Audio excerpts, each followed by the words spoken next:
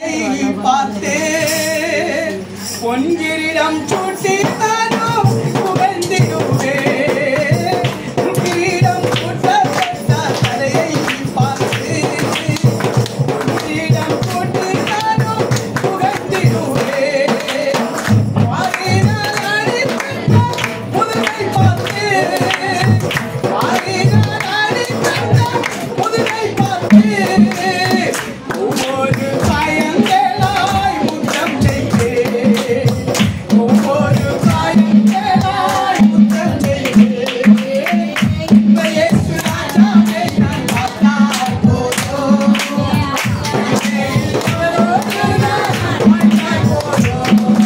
இந்த இயேசு ராஜாவை நான் பார்த்தால் போதும்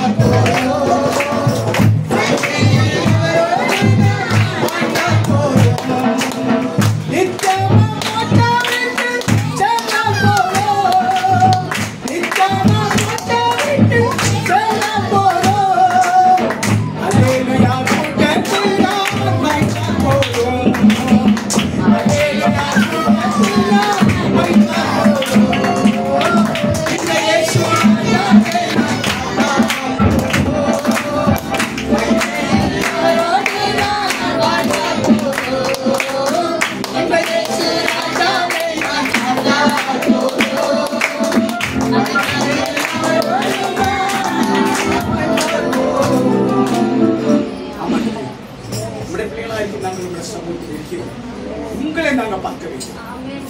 உங்களுடைய பிள்ளைகளுக்கு தேவையான ஞானத்தையும் அறிவுரையும் அறிவின் மூலமாக கர்த்தர் வேத வசனத்தின் மூலமாக பிள்ளைகளுக்கு கொடுக்கும்படியாக ஜெபிக்கிறோம். எல்லோரையும் தாக்கி அடியான பூமியோட தாக்கி கரங்களை ஒப்புக்கொண்டிருக்கிறேன். நீங்களே மூடி மறைச்சு வெளிப்படும் திட்டம் மட்டும் நடக்க இயேசு கிறிஸ்துவின் நாமத்தில் பிதாவே எத்தனை நாம சொன்னியோ ஆமென் சொன்ன அர்த்தம் தெரியுமா? நீங்க என்னென்ன எண்ணத்தோட கடந்து வந்தீங்களோ அத்தனை நிச்சயம் நடக்கும். அதனாலே இன்றைக்கு இந்த பூமியை நாம் நினைச்சு பார்த்தோம்னா நேற்று இருந்தவங்க இன்றைக்கு இல்லை, போன வருஷம் இருந்தவங்க இன்றைக்கு இல்லை. ஆனா நாம் இன்றைக்கு நிறைவேற்றோம். எதற்காக? கர்த்தர் கொடுத்த இதுதான் உண்மையான ஆசீர்வாதம். ஆமென். அதனால இன்றைக்கு கர்த்தர் எனக்கு ஒரு வசனத்தை கொடுத்தார். கிட்டத்தட்ட ஒரு 15 நாளுக்கு முன்னாடி நான் தினமும் 7 முறை உலகம் ஜெபிப்பேன், 7 முறை பைபிள் படிப்பேன். ஏகப்பட்ட தினம் படிச்சுட்டு இருக்கும்போது ஒரு வசனத்தை என் காலையில் மனசுக்கு உணர்த்துவார். அதை அப்படியே அண்டர்லைன் பண்ணிட்டு பேப்பரில் எழுதி வச்சுட்டு பைபிளில் படிச்சு முடிச்சுட்டு அப்புறம் உட்காந்து யோசிப்பேன். அது ஒரு 2 மணி நேரம் பேசுகிற மாதிரி ஒரு மெசேஜை தயாரிப்பாங்க. அப்படி ஒரு ஞானத்தை கற்றுக் கொடுத்திருக்கிறேன். கிட்டத்தட்ட 6-7 மெசேஜ் ரெடி பண்ணி வச்சுக்கிறேன். ஆனால் ஒவ்வொரு இடத்துக்கு கர்த்தர் என்னை காட்டுவார். அங்கே இதுதான் பேசணும், இங்கே இதான் பேசணும். இப்போ இன்றைக்கு உங்களுக்கு பேச போகிறது ஒரு வாரத்துக்கு முன்னாடி வரைக்கும் வேற மெசேஜ் தான் ரெடி பண்ணி. ஆனால் ஆவியான சொல்கிறேன், இல்லை இல்லை இல்லை நான் சொல்கிறது நீ எப்படி. அதனால் இன்றைக்கு கர்த்தர் உங்களுக்கு சொல்லுகிற இந்த வார்த்தை இது கடைசி காலம். எப்படி உலகம் அழிவை நோக்கி போய் கொண்டிருக்கிறது. இது கடைசி காலம். இந்த பூமியில் உள்ள வாசத்தை முடித்து கொண்டு நமக்கொண்டு ஒரு இடம் இருக்கு. அந்த இடத்தில் நீங்கள் நானும் போய் சேர்ந்து மரணம் இல்லாத ஒரு வாழ்வை அனுபவிக்க வேண்டுமானால் நாம் என்ன செய்ய வேண்டும்? அதுதான் ஆண்டவர் உங்களுக்கு சொல்லுங்க. சந்தோஷம். வாசிப்போம். ஏசாயா தீர்க்கதரிசி புஸ்தகம் 35வது அதிகாரம் 10வது வசனம் எடுத்து வாசிப்போம். யாராவது இருக்கு? ஏசாயா தீர்க்கதரிசி புஸ்தகம் 35:10. கர்த்தரால் மீட்கப்பட்டவர்கள் திரும்பி ஆனந்த களிப்புடன் பாடி சீயோனுக்கு வருவார்கள். நித்திய மகிழ்ச்சி அவர்கள் தலையின் மேல் இருக்கும். சந்தோஷமும் மகிழ்ச்சியும் அடைவார்கள். சஞ்சலமும் தவிப்பும் ஓடிப்போம்.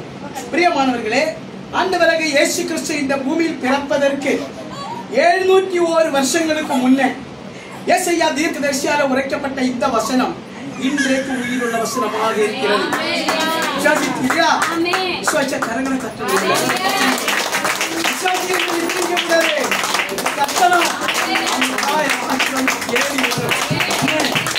அப்போ அந்த தீர்க்கதரிசி சொல்ல வார்த்தை என்ன வந்து கேட்ட? கர்த்தரால் மீட்கப்பட்டவர்கள் திரும்பி ஆனந்த களிப்புடன் இந்த சியோன் எங்க இருக்கிறது? எருசலேமின் தலைநகரம். இப்படி எருசலேமின் தலைநகரமாகின்ற சியோன் பர்வதத்தின் உச்சியில் பக்கத்து வீட்டுக்காரர் வாசமாயிருந்தார். அப்படிதானே? கர்த்தர் வாசமாக இருந்தார். அவர் தான் எல்லாத்துக்கும் சொந்தக்காரர். அவர் நமக்காக வாசமா இருக்கிற இடம் தான் சியோன். அந்த சியோன் ஆகின்ற பரலோக ராஜ்யத்துக்குள்ள நீங்களும் நானும் தடையில்லாமல் பிரவேசிக்க வேண்டுமானால் ஆலயத்தில் வந்து கைதட்டி பாட்டு பாடினா மட்டும் போதாது. இன்றைக்கு கர்த்தர் உங்களுக்கு வசனம் மூலமாக உணர்த்துகிறார். தீர்க்க தரிசன வசனம் இது நான் எடுத்து வந்தேன் இல்ல, தீர்க்க தரிசி உரைக்கிறார். அந்த வசனம் கேட்டா என்ன செய்யணுமா? கர்த்தரால் மீட்கப்பட வேண்டும். ஒரு உண்மையான மீட்பு. அந்த உண்மையான மீட்பு உங்களுக்கு வேண்டுமானால் உண்மையான ஒரு மனம் திரும்புதல் தேவை. அல்லேலூயா. அதான் சொல்றாரு, கர்த்தரால் மீட்கப்பட்டவர்கள் திரும்பி ஆனந்த களிப்புடன் சியோனுக்கு வருவார்களாம். சும்மா வரல. கேரள ரோடு வரும்போது மட்டும் பாட்டு பாடி போறீங்களே ரோட்டில. நான் ஒவ்வொரு தடவையும் வண்டி ஓட்டிட்டு போனாலும் சரி, வாக்கிங் போயிட்டு போகும்போது போனாலும் சரி, சும்மா உட்காந்து சரி என் நாவல பாட்டுதான் உண்மையில. இப்ப பாடின பாட்டு என்கிட்ட 2 மணியே கேட்கலாம். நான் ஒரே வார்த்தை கேட்டேன், நீ செத்த உன்னால பாட முடியும் சொல்லு. அப்ப நீ சாவது முன்னாடி பாடி முடிக்க. எனக்கு ஆண்டவர் நான் வேற பாட்டு எடுத்தேன். இங்க உட்காந்து மாவி சொன்னேன், இந்த சரணம் பாடுது. எதுக்காக? இந்த சரணம் சந்தோஷமா பாடணும். புரியுதுங்களா? சந்தோஷமா இங்க பாடினதான் அங்கே போய் பாட முடியும். இந்த யேசு ராஜாவே நான் பாட்டால் போதும். உண்மையில அப்படியா நினைக்கிறீங்களா? அதெல்லாம் சம்பளம் வரணும், என்ன வாங்கணுமோ வாங்கி வைக்கணும், அப்புறம் பாத்துக்கிற யேசு. அப்படிதானே? முதலாவது ராஜ்யத்தின் நீதியை நீங்க தேட வேண்டும். பிரியமானவர்களே, நீங்க எந்த காரியத்துக்காக இன்னைக்கு வேதனைப்பட்டு நொறுக்கப்பட்டிருக்கிறீர்களோ அந்த நொறுக்கத்தை நீக்குவதற்காக, உங்களை ஆசீர்வாதமாக வைப்பதற்காகவே தான் கல்வாரி சிலுவையில் மரித்த தேவன் மரணத்தை ஜெயித்து உயிரோடு எழுப்பினார். அந்த தேவனை கரங்களை தட்டி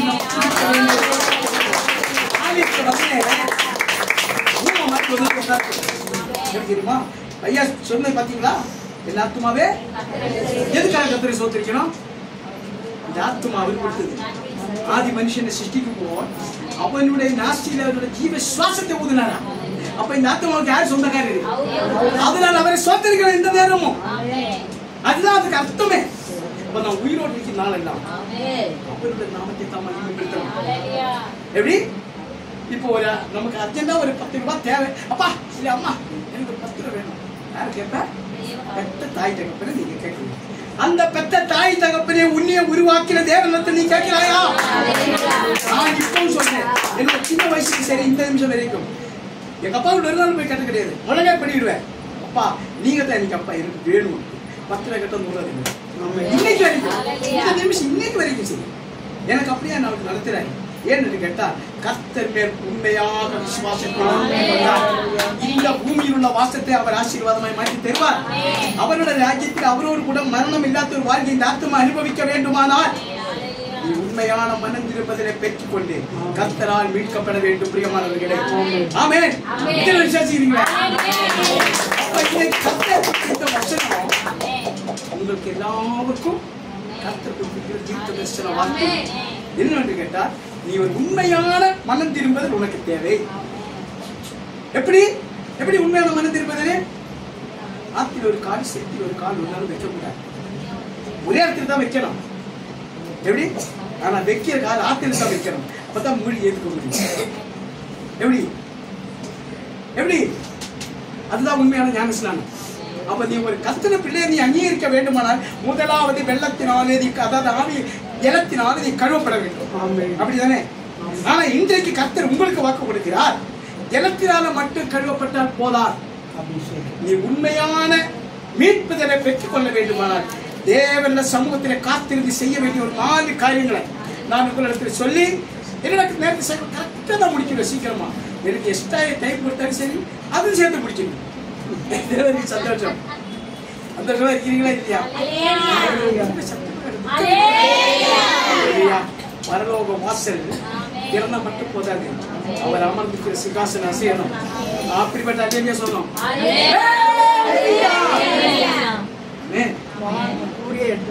5 வருஷத்துக்கு பேசக்கூடாது சொன்னா 18 டாக்டர் சக்தி போட்டு சொன்னோம்.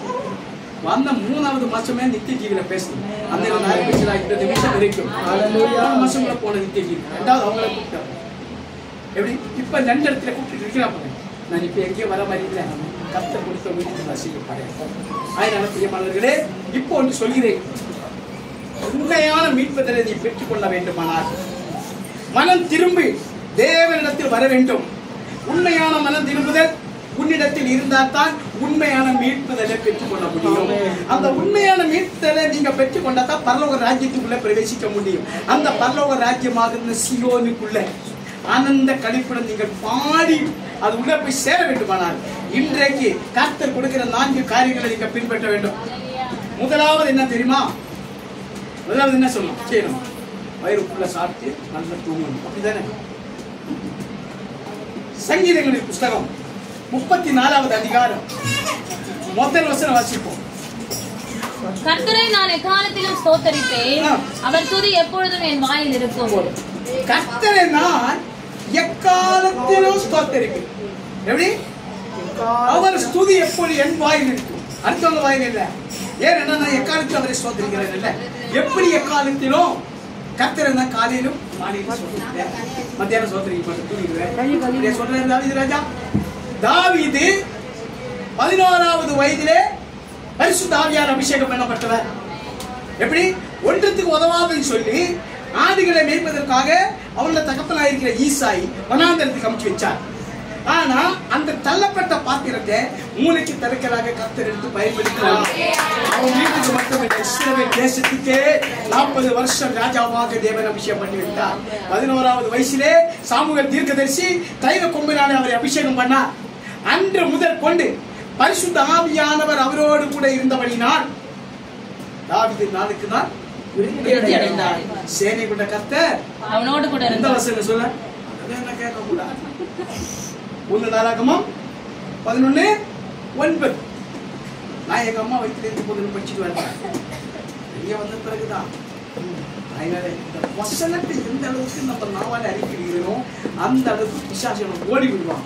உங்களுடைய ஆசீர்வாதத்தின் வாசல்களை கர்த்தர் திறப்பார். இதோ திறந்த வாசலை உனக்கு முன்பாக வைக்கிறேன், ஒருவனாலே அதை பூட்ட முடியாது. இன்றைக்கு கர்த்தர் சொல்லுகிறார், அந்த திறந்த வாசலாக இந்த சியோனுக்குள்ள நீ போக வேண்டுமானால் உண்மையான மனம் திரும்புதல் தேவை. எப்படி? அது எப்படி கேட்டா எக்காலத்திலும் சண்டை போட்டுக் கொண்டே இருக்கணும். எக்காலத்தில் நான் கர்த்தரை ஸ்தோத்தரிப்பேன், அவர் ஸ்துதி எப்பொழுது என் வாயில் இருக்கும் என்று தாவீது ராஜா சொன்னது காரணம். ஒரு சிங்கத்தை கையால் அடிச்சு கொண்டான், கரடியோட வாயை கிழிச்சு போட்டான்.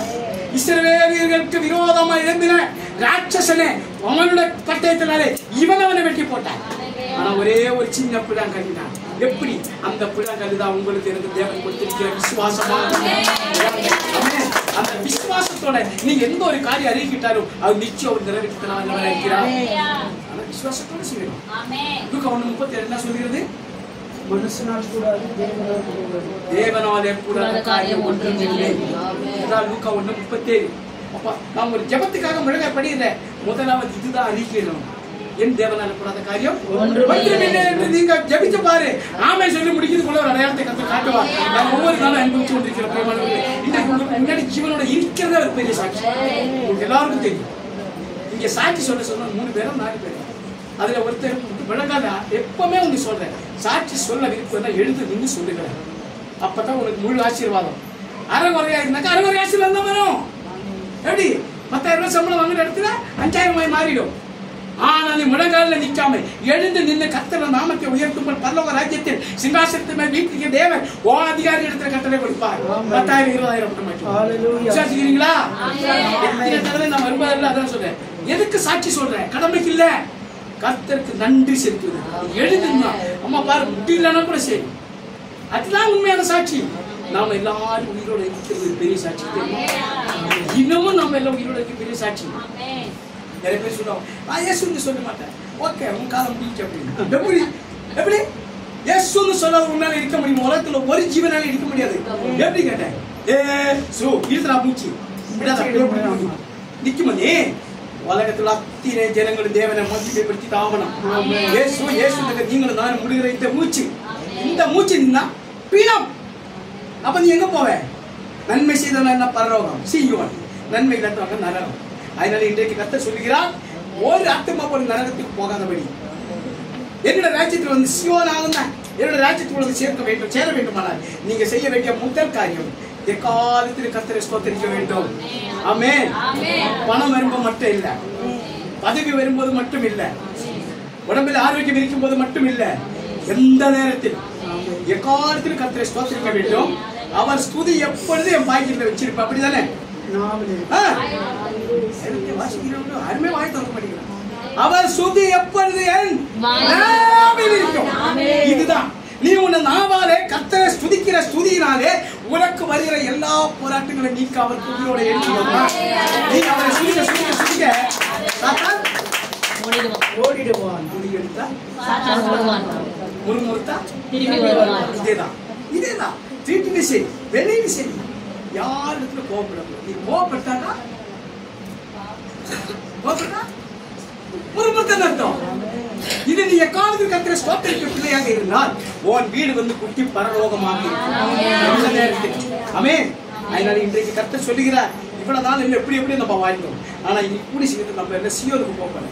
ஐயா சொன்ன சொந்த வீட்டுக்கு வந்துட்டேன், இனி ஒரு சொந்த வீடு இருக்கு, அங்க போற எல்லாரும். ஆனா நீங்க போக வேண்டியதான் இந்த வசனத்தை நீங்க கொடுத்து சொன்ன இதுதான் நீ பேசணும் அப்படின்னு. ஏன் என்று கேட்டால் ஒரு உண்மையான மனம் திருப்புதல் தேவை, ஒரு உண்மையான மீட்புதல் தேவை. இந்த மனம் திருப்புதல் மீட்புதல் நீங்க பெற்றுக் கொண்டாதான் சியோனுக்குள்ள எப்படி போக முடியுமா? கை வீசிக்கிட்டு அப்படி போட முடியல, ஆனந்த கழிப்புடன் பாடி போகணும். திரும்பி ஆனந்த கழிப்புடன் பாடி வருவார்களா என்று தீர்க்கதரிசி சொல்கிறார். அதுக்குள்ள போனதுக்கு அப்புறம் என்ன நடக்கும்? நித்திய மகிழ்ச்சி தலைமையில் மகிழ்ச்சியும் சந்தோஷமும் அனுபவிப்பார்கள். சஞ்சலமும் தவிப்பும் பாக்கிட்டு இருக்கும். அப்படிதானே ஓடி போகும். அப்படியா? உலகத்தில நம்ம வாழ்க்கை நாட்களில் சஞ்சலமும் இருக்கக்கூடாது, தவிப்பும் இருக்கக்கூடாது. அது இருந்தா பிசாசானவன் தான் சிரிப்பான். நாம் எந்த நேரத்திலும் கர்த்தரை சுதித்து கொண்டிருந்து பாரு, அவன் ஓடி விடுவான், நம்ம தான் சிரிக்கணும். அல்லேலூயா. சொல்கிறேன், தாவீது ராஜாவை போல எக்காலத்தில் கர்த்தரை ஸ்தோத்திரிக்கிற பிள்ளைகளாக அவரை ஸ்துதி உங்கள் நாவின் மேல் வருகிற பழக்கம் உங்களுக்கு இருந்தால் நிச்சயமாகவே சியோனுக்குள்ளே பிரவேசிக்க முடியும். நான் அந்த கழிப்புடன் பாடி சியோனுக்குள்ளே பிரவேசிக்க முடியும். ஆனா நாவிற்குள் வந்த வார்த்தைகள் கர்த்தருக்கு பிரியமானதாக இருக்க வேண்டும். ஆமென். இரண்டாவதாக நாம் ஒரு காரியத்தை செய்யணும். என்ன தெரியுமா? எல்லாம் இன்னைக்கு சங்கீதம் நான் கற்றுக் கொடுக்கிறேன். 55 சங்கீதங்கள் புத்தகம் 55:22 வருஷம் 55:22 எல்லாருக்கும் மனப்பாடமான வசனம். கர்த்தர் மேல் உன் பாரத்தை வைத்து விடு, அவர் உன்னை ஆதரிப்பார், நீதிமானை ஒருபோதும் தள்ளாட ஒட்டார். ஆமென். அப்ப கர்த்தர் யாரை தள்ளாட ஒட்டார்? நீதிமானை. இன்றைக்கு உங்களிடத்தில் கர்த்தர் எதிர்பார்க்கிற ஒரே காரியம் அதுதான், நீதியை நியாயத்தை செய்கிற பிள்ளைகளா இருக்க வேண்டும். அப்பொழுது நீ சியோனுக்குள்ள பிரவேசிப்பதற்குள்ள தடை இருக்காது. ஆமென். அப்போ நீ என்ன சொல்ற? உன் பாரத்தை கர்த்தரிடத்தில் இறக்கிடு. நீ எதுக்கு சுமந்து கொண்டிருக்கிற? உனக்காகத்தானே பாரமேறிய கல்வாரி சிலுவை அவர் சுமந்தார். அந்த சிலுவையில உன்னோட பாவத்தையும் சாபத்தையும் உன்னோட தரித்திரத்தை எல்லாத்தையும் அவர் சுமந்து தீர்த்தாரு. அதற்காகத்தானே அவர் உயிரோட எழுப்பினார். அந்த தேவனிடத்தில் நீ பாரத்தை ஒரு நாள் சுமக்க கூடாது சிஸ்டர். ஐயோ இப்படி ஆயிடுச்சு நினைக்க கூடாது. ஆனா இப்படி ஆயிடுச்சா கர்த்தருக்கு ஸ்தோத்திரம். அப்படிதான் 18 டாக்டர் சொன்னேன். 3 மாசத்துல வேர்க்காது. அவங்க சொல்லிய 3 வருஷம் ஆயிடுச்சு. நம்ம ஒரே வார்த்தை சொன்னோம், என் நாட்டு உயிரோட அவர் எனக்கு ஜீவன். அவர் என்னோட பேசினது, நீ போக வேண்டிய தூரம் வெகு தூரம் மகனே. ஏசாயா 41:13 எடுத்து வாசிச்சு பாரு. உடனே காதில் உணர்த்தினார், உன் தேவனாகிய கர்த்தராய் இருக்கிற நான் உன் வலது கையை பிடித்து உனக்கு சொல்கிறேன், பயப்படாதே, நான் உனக்கு துணை நிற்கிறேன். கர்த்தர் நமக்கு துணையாக இருக்கிறார். அவர் நமக்கு துணையாக இருக்கும்போது நீ ஒரு உண்மையான மீட்புதலை பெற்றுக் கொள்ள முடியும். சியோனுக்குள்ள நீ பிரவேசிக்க முடியும். அதுக்குள்ள நீ பிரவேசிச்சா சஞ்சலமும் தப்பிப்பு ஓடி போயிடும். அல்லேலூயா. வேதத்தை வாசிச்சா மட்டும் போதாது, செயல்படணும். செயல்படலைன்னா அடிக்க மேல அடி. ஸ்கூலுக்கு போற வாத்தியாரு ஹோம்ஒர்க் ஒருத்தி செய்யலன்னா எப்படி பின்னாடி எல்லாம் பழகும். எனக்கு நிறைய வாட்டி அடிக்க அப்படி காயம் வரும். ஏன்? நீ நல்லா இருக்குன்னு சொல்லிட்டு அவர் எடுத்து எப்படி அன்றைக்கு அவர் அடிச்சாரு, சந்தோஷமா வாங்கினேன். இன்றைக்கு 6 மொழி தெரியும். 4 மொழி எழுதும், பேசும், படிக்கும். 2 மொழி பேசும். எல்லாரும் ஆச்சரியப்படுறாங்க. பிறந்ததுக்கு எங்க கேரளா மலையாளம் மட்டும்தான். மலையாளம், இங்கிலீஷ், ஹிந்தி, தமிழ் 4 எழுதும், படிக்கும், பேசும். தமிழ், கன்னடம், உருது பேசும். எல்லாரும் கேட்டோம், எப்படி ஆயுது? கர்த்தர் கொடுத்த ஞானம், கர்த்தர் கொடுத்த ஞானம். அது பெற்றுக்கொள்ள வேண்டுமானால் அவரை எக்காலத்தையும் ஸ்தோத்திரிக்க வேண்டும். எப்பொழுதும் அவர ஸ்துதி நம்ம நாவின் மேல் இருக்கணும், இந்த வாயில் இருக்கணும். கறி சாப்பிட்ட ருசி இல்லை. ஆமென். கரியிலும் மேன்மையான, தேனிலும் தேன்கட்டையிலும் மேன்மையான வசனத்தை நீ புசிக்க புசிக்க புசிக்க ஒன்னே அவர் புஷ்டி ஆக்குவார். ஆமென். எப்படி புஷ்டி ஆக்குவாரா? ஒழித்த கன்றுகளை போல மாற்றுவார். அப்போ நீங்க ஆடி பாடி தேவனை ஸ்துதிக்க முடியும். இன்றைக்கு சொல்கிறேன், எல்லாரும் பாட்டு பாடுவோம். என்ன பாட்டு? தாவீதை போல நடனமாடி அப்பாவை சோதரிப்பே, தாவீதை போல நடனமாடி அப்பாவை சோதரிப்பே, இயேசப்பா ஸ்தோத்திரம், இயேசப்பா ஸ்தோத்திரம், இயேசப்பா ஸ்தோத்திரம், இயேசப்பா ஸ்தோத்திரம். தாவீது எப்படி தேவனை காத்து சோதரிக்கிறதே? வனாந்தரத்தில் ஆடுகளுக்கு பின்னாடி அவன் போய்கொண்டிருக்கும் போது கிண்ணறத்தை வாசிச்சு கொண்டு தேவனுக்கு ஆராதனை செய்ய. தாவீது தேவனுக்கு வச்ச பேரு ஆராதனை பிரியமானவர். தாவீதுக்கு கர்த்தர் வச்ச பேரு இதயத்துக்கு ஏற்றவர். தாசன். ஆபிரகாம் தேவனோட சிநேகிதன். தாவீது கர்த்தருக்கு தாசன், யோபு கர்த்தரோட பக்தன். 3 பேருக்கும் 3 விதமான ஆசீர்வாதங்களை தான் கர்த்தர் கொடுத்தார். ஆபிரகாமுக்கு என்ன கொடுத்தார்? உலகத்துக்கே விசுவாசத்தின் தகப்பன் ஆசீர்வாதத்தை கொடுத்தார், சீமானாய் மாற்றினார். தாவீது இஸ்ரவேல் தேசம் எங்கும் ராஜாதி ராஜாவாய் தேவன் அவனை உருவாக்கினார். இந்த ராஜாதி ராஜாவோட பிள்ளை. ஆனால் யோபு ரெட்டிப்பான நன்மை பெற்றுக் கொள்வதற்கு கர்த்தர் செய்தார். ஆனா ரெட்டிப்பான நன்மை எப்படி யோபு பெற்றுக் கொள்வதா? முதல்ல எல்லாத்தையும் இழக்கணும். கர்த்தருக்காக நீ இழக்குமானால் நிச்சயம் 2 மடங்கு உண்டு. ஆமென். இன்றைக்கு கர்த்தர் சொல்கிறார், ஆனந்த களிப்புடன் நீ பாடி சியோனுக்குள்ள பிரவேசிக்க வேண்டுமானால் 2வது செய்ய வேண்டிய காரியம் கர்த்தர் மேல் உன் பாரத்தை இழக்க. நீ எதுக்கு தேவையான சூழ்நிலை இருக்கிற? நீ இந்த பாரத்தை இதுக்குள்ள வச்சு சும்மா இந்த உடம்பு தொங்கிடும், நோய் வாய்க்கப்பட்டு சீக்கிரம் போயிடும். 50 வருஷம் இருக்க வேண்டியது 25 வயசுல போயிடும். அப்படி ஒரு நாள் போகக்கூடாது. நீடித்த நாட்களான திருப்தியாக்கி அவரோட ரட்சிப்பினால நம்மை வழி நடத்துவதற்காக தான் அவர் உயிரோட எழுதி வந்தார். நீங்கள் எப்பவுமே ஆவியிலே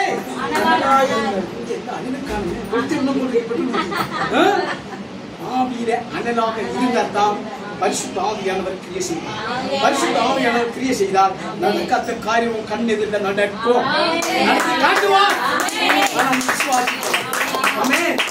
விசுவாசத்தின்படி உனக்கு கடவுளே மனசுக்குள்ளே பாரத்தை வைத்து கொண்டு தேவன சமூகத்தில் அமர்ந்திருந்தா கூட கர்த்தரை பார்ப்பார், கர்த்தரை பார்ப்பார். ஆனா கர்த்தர் சொல்லுகிறார், அதிவிரைவிலே அதிவிரைவிலே குழப்பத்தின் ஆகிய உன்னை விட்டு நீக்கி வாக்கு கொடுக்கிறார். ஓரி வரல ரிக்கரலவா சர வரல ரிக்கபரல ரிமா ரிக்கரலவா சிர கர கபரல ரிக்கரலவா சிர வரல ரிக்கபரல ரிக்கரலவா. அநேக நாட்களாக மனசுக்குள்ள பாரத்தை சுமந்து கொண்டு என்னோட சமூகத்தில் அமர்ந்திருக்க அன்பு மகளே, தேவ பிள்ளையே, உனக்காகத்தான் நான் ஜீவன் உங்களை இதோ இன்றிலிருந்து 27 நாட்களுக்குள்ள நீ நினைத்திருக்கிற காரியத்தை உனக்கு நான் நிறைவேற்றி கொடுத்து மகிழ்ச்சியோட சீவனுக்குள்ள சேர்வதற்கு பாதிக்கப்பட்டு கர்த்தர் வாக்கு கொடுக்கிறார். ஓ சில கரக்கபரலா தூரி ரபரலா. Thank you Jesus. Thank you Holy Spirit. மனசுக்குள்ள வார்த்தை வைக்காத. அடுத்த அழகு பாரம் இருக்கிறது எனக்கு தெரியும், அவருக்கு தெரியும். ஆமா, இதே இடத்துல 4 பேர் அப்படி இருக்கிறாங்க. யார் இருந்தாலும் நான் சொல்ல விரும்பல. ஆனா இன்னைக்கு கர்த்தர் சொல்லுகிறார், 40 நாள் நான் உபவாசம் இருந்தாலும் சும்மா இல்லை. எப்படி இதுக்காக உபவாசம் இருந்தார்? அவரே உலகத்துக்காக, அவருக்காக இல்லை.